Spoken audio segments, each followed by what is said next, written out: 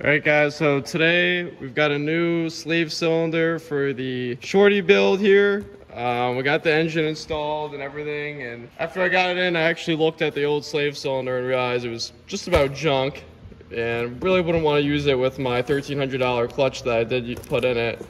So I ended up going with this new South Bend slave cylinder that I've actually used this before in the gray truck over there. Gonna be installing this today, and I'm gonna show you guys pretty much how you do it. It's nothing crazy doing these. I actually don't even think there's a bolt to it. No, there are not. There's no bolts you even really remove for this whole setup, but I'll show you. I started doing a little bit, but I figured I'd stop and show you guys where I'm at. So this is the reservoir. It's typically mounted with two plastic tabs to your plastic cowl that'll be up here. The tabs just pull out. Obviously there's no more plastic cowl on this truck, so it was zip tied kind of right around here. But you're just gonna want to take that off, and then you're gonna get in the cab here. So you're gonna have to make your way. Hopefully you could somewhat see. So hopefully you see the shaft that I'm spinning in my hand here. So you'll see that plastic black tab. That's gonna be, the tab's gonna be attached to this knob on your clutch pedal. To get it off, pretty much what I do is just kind of, you could either kind of break the plastic tab because there's a new one that comes with your new slave cylinder. But if not, you get a screwdriver behind there and kind of pry it off. The whole goal is getting it off that notch right there on the clutch pedal. And then there will be a clutch safety sensor. I'm forgetting the real name for it. I don't know why it's not on the top of my head right now, but there'll be a plug for that right here. That'll be attached. You just kind of pop that off. There'll be two tabs. There should be. This one doesn't, but there'll be two plastic tabs, and unplug it. And then you're going to need to take that sensor off, and it actually separates the sensor. This one, the whole thing kind of fell apart, but basically there's two covers. There's this cover and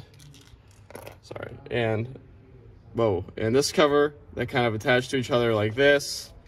And this essentially rides on the shaft. Both of these ends, they kind of, I'll show you guys how to reassemble it, but it kind of goes like that, and this rides on the shaft with these two springs in the center of it. So I'll show you guys when I'm putting it back on exactly how to reassemble it, but essentially these two black pieces lock together. You just kind of use a screwdriver, even use your hands, and pull them apart from each other. And then everything else is kind of self-explanatory. If it doesn't just fall out after you do that, these springs and everything, just try not to lose them. So after that, you can get out of this whole under area because you've got it disattached from the clutch pedal, and you'll go up here and you're gonna spin the whole slave cylinder assembly from up, the shaft here, or not the shaft, but what's sticking out from the firewall. You're gonna want to spin that pretty firmly clockwise, and it should pop out. That's all it is. So you see now I did that, and it's very loose, so pretty much out. So pull that out, and then I'm gonna take you guys, which will be the next location is underneath, and I'm gonna show you guys how to remove the slave cylinder from the transmission side. So that's not too complicated either, but I'll show you guys how to do it. All right, so this is the other side of the assembly here.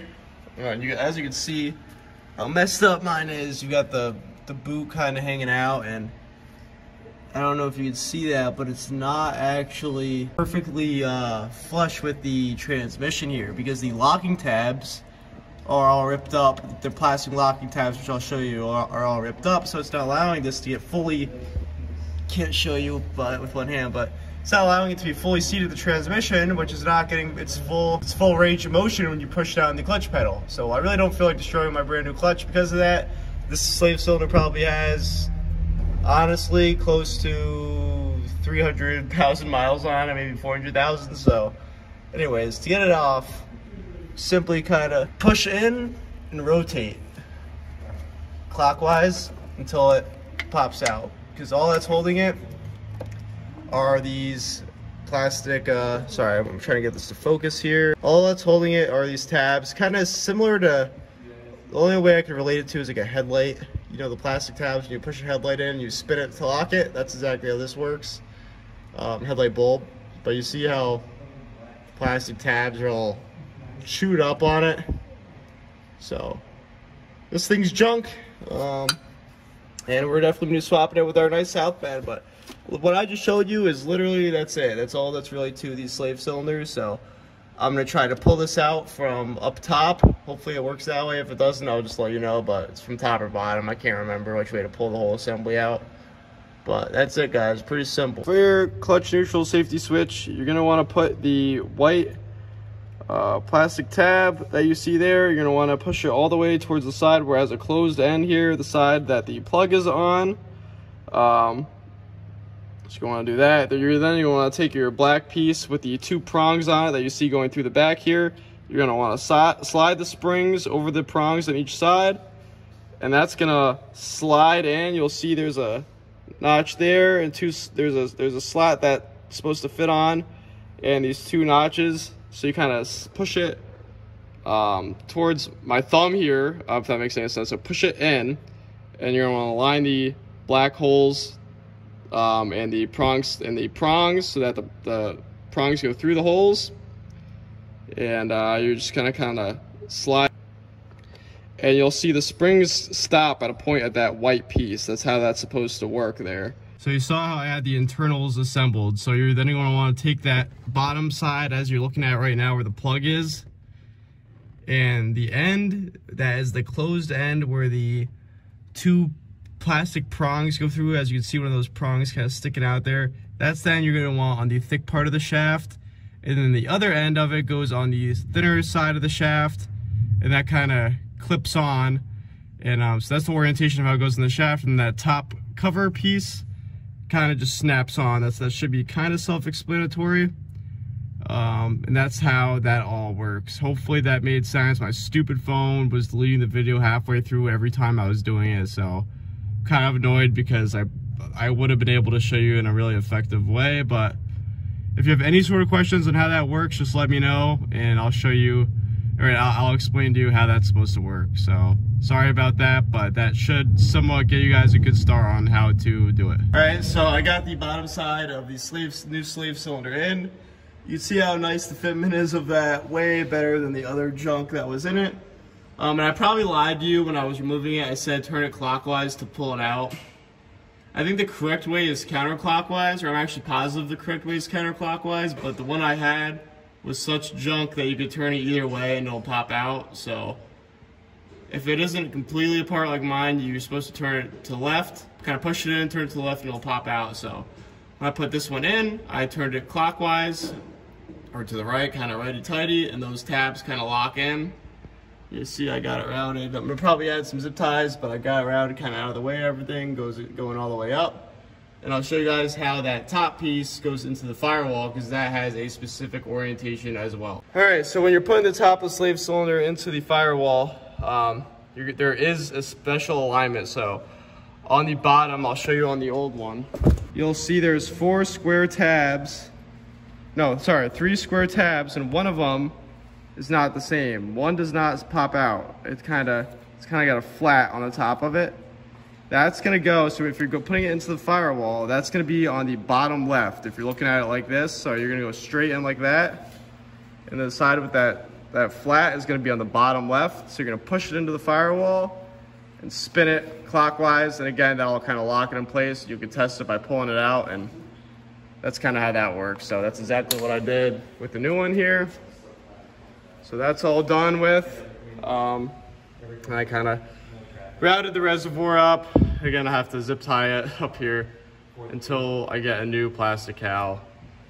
Someone would hate me because I just popped these brand new nice plastic pieces right out of it, because I can't use them on anything because I don't have a plastic cowl. So lastly, of the install of what you're gonna really want to know is what I did, and I'm not sure if there's a better way. What I did, and I'm not sure if there's a better way, is, well, first I'll show you. You can see how, like I said, when you spin it, those square tabs kind of get locked onto that. You see that aluminum piece there, so you can't pull it back out. That's how that works. So now that would be locked in, this shaft and the sensor wouldn't be on it yet. I'm just showing you guys this because my storage got full and it was annoying me, so I just installed it. I'm sorry, but I'm gonna explain it all to you. So you're gonna get the shaft, you know, close up. And you're gonna notice when you try to put it in the side of the slave cylinder, that shaft, you're not gonna be able to, well, maybe you can, but you're not really gonna be able to push it in by hand. So what I did was I took it, I locked that side onto the tab of the actual clutch, lined it up with the top of the slave cylinder here of where the other side of the shaft would go into that, where you see my finger there, pushed down on the clutch and you could hear it and it kind of popped in, and now that side is officially locked in how it should be. And again, for this black tab on this side of the clutch, again, that's just kind of a push in. You just push it in and it gets locked into place with that black plastic piece. And you're gonna definitely wanna make sure you have your clutch safety switch on the shaft before you're doing all that, or else you're gonna be dealing with it as it's on the top, you know, there where there's not much room to put your hand. So last step is make sure you have DOT3 brake fluid in the reservoir here up to the step. When you pop the cap off, you'll see there's a step, and you're gonna put brake fluid all the way to the top of it. And what I'm gonna do now is you're gonna press the clutch in, and you'll hear the two plastic prongs that hold the bottom of the slave cylinder that's on the transmission side. The first time you press the clutch in, those are gonna break free, and that's gonna allow it to go straight into your clutch fork, and the operation will kind of begin. So I'm gonna do it on video so you'll hear exactly what I'm talking about. And hopefully it actually works. So, as you can see here, get my foot down, be really quiet for you. You just heard it right there. That was those two plastic prongs on the transmission side breaking. So now you should have full range of motion, which I do. It actually feels pretty good, so that's pretty much all it is to it. I think the install is definitely a little harder than the removal of it, but still not a terrible job at all. So that's it really with the South Bend clutch sleeve cylinder install. Definitely quite the upgrade from stock and the junk that I did have for it. So if you have any questions, make sure to comment. Lots more 600 horsepower, 7.3 build content coming at you really soon. Getting real close to starting this thing. So if you like the video, please leave a like, and if you're new, subscribe. Many more 7.3 videos to come. Thank you for watching.